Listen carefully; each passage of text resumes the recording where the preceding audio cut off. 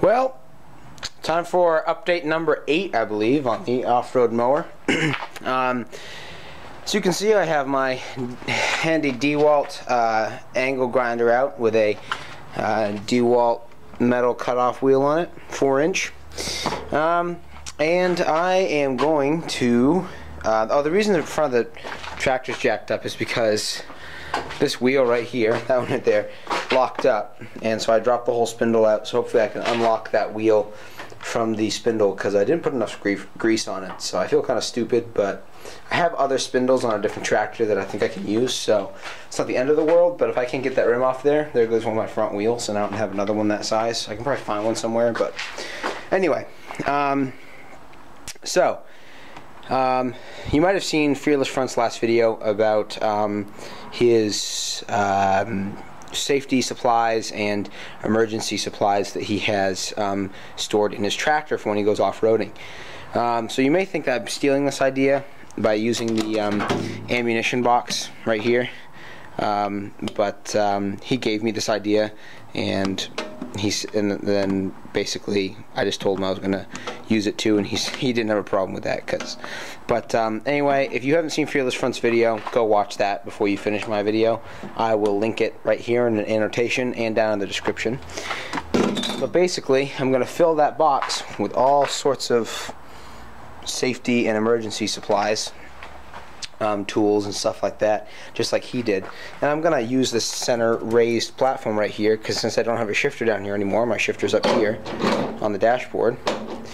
I'm gonna cut out a piece, and that's not gonna set all the way down in there, but it's I think it'll set in there okay after I cut it out.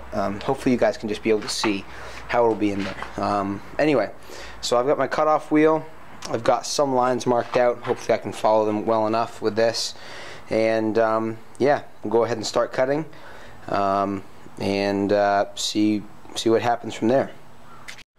When you are using a grinder, a wire brush tool that is spinning at high RPMs, like a rotary wire brush, wire wheel, any kind of sander that's spinning at a high rate of speed, don't forget to wear hearing protection, because they're very loud, and wear safety goggles because things fly at your eyes, especially when you're using either a grinder, not so much with a sander, but especially when you're using a grinder where there's sparks, or when you're using a wire wheel where there's little pieces of wire and sparks that fly out at you. I've multiple times found pieces of wire in my sweatshirt or in my pants or something after using a wire wheel, so I know they come off. I've just never had one hit my face. And I don't want to hit me in the eye, so do not forget to wear both of these when you're using any kind of rotary tool like that.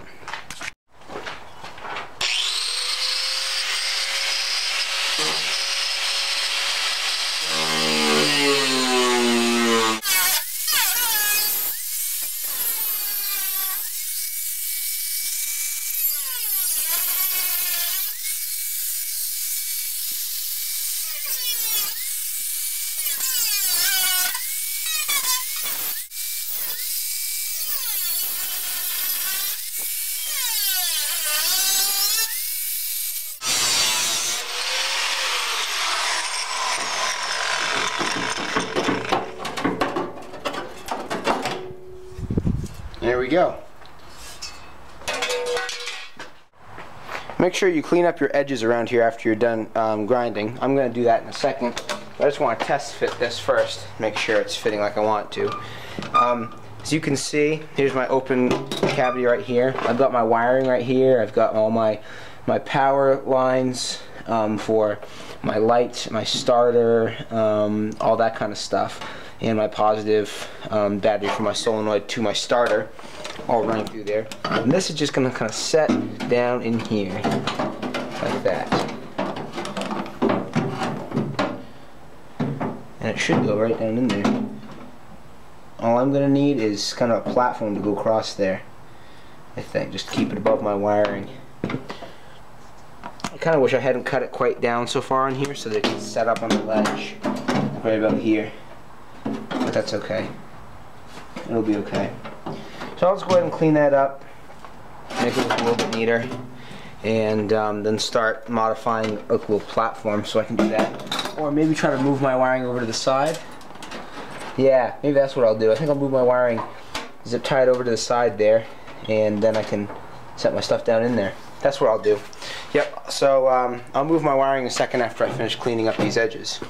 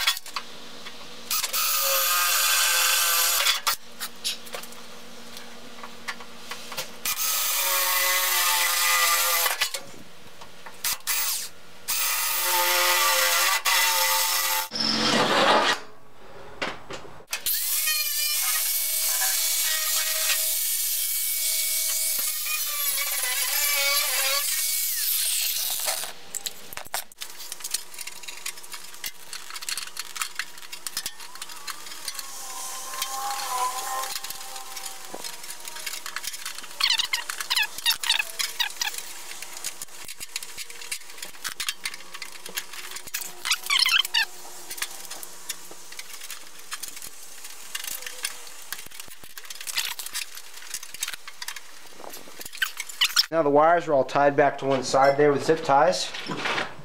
Our box should set right down in here. I think this is a 50 cal box. It doesn't actually say on it. It doesn't have any writing on it, so I'm not actually sure how many calibers. Oh, hold on. It says 91 M2A1 SCF. And I have no idea what that means because I don't know my military markings. Well, that's where our box goes, right there. I don't think it should move around too much in there, although it'll come out if I'm gonna have to do it this way.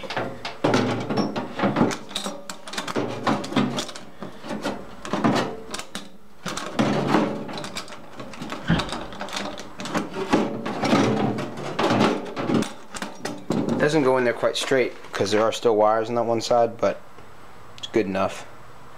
That looks pretty cool to me, I think.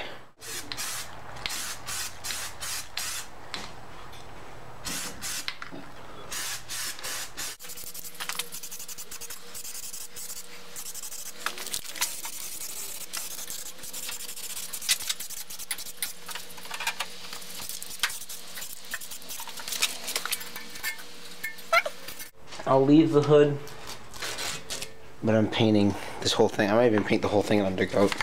Someone gave me that idea. I liked it. I'm gonna do it.